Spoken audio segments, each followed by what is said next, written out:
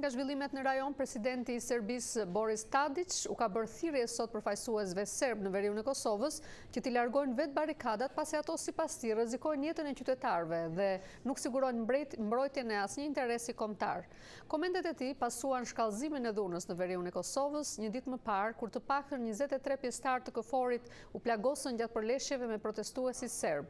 Në orët e pasdites, forcat e KFOR-it hodhën gaz lotësjellës ndaj grupeve të serbëve që ishin mbledhur në barikadën e re e ngritur në afërsitë të asaj që ishte larguar një ditë më parë. Nga Prishtina njofton korrespondenti ynë Leonat Shehu.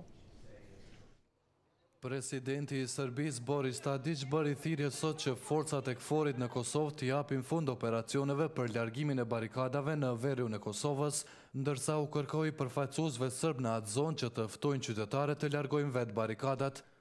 Në një takim me gazetar në Beograd, ai tha se operacionet e KFOR-it rrezikojnë jetën e qytetarëve, prandaj ata duhet të tregohen të përmbajtur dhe të fillojnë bisedimet me përfaqësuesit politik të serbëve.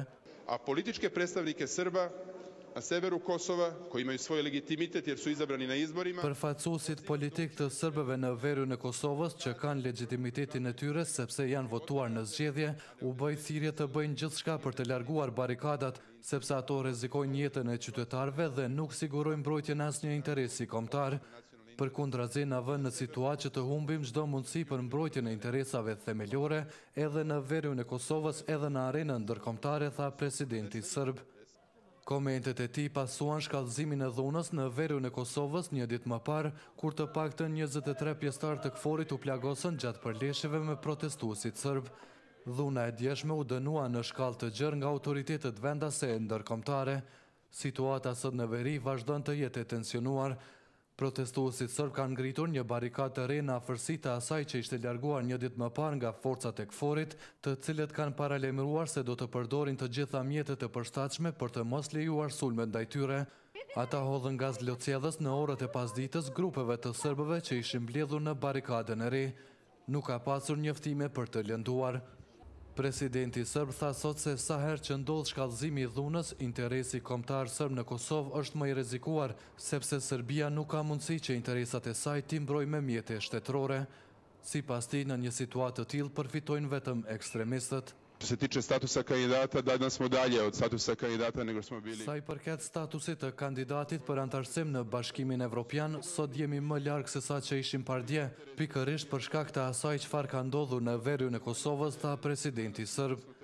Javën që vjen pritet vendimi rreth propozimit që Serbisë të jepet ky status, por kusht është përparimi në përmirësimin e marrëdhënieve me Kosovën që nënkupton shtendosjen e situatës në veriun e Kosovës, ku po vazhdon bllokimi i rrugëve nga serbët lokal që nuk pajtohen me shtrirjen e autoritetit të Prishtinës në atë zonë.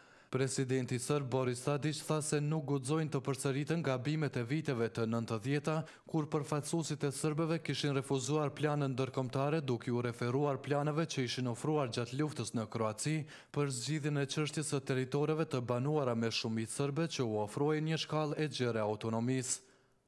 Nesër në Bruksel pritet të mbahet raundi i ri i bisedimeve ndërmjet Kosovës dhe Serbisë, ku pritet të debatohet edhe për statusin e vendkalimeve kufitare në veriun e Kosovës. Për Zërin e Amerikës, Leonat Shehu, Prishtinë.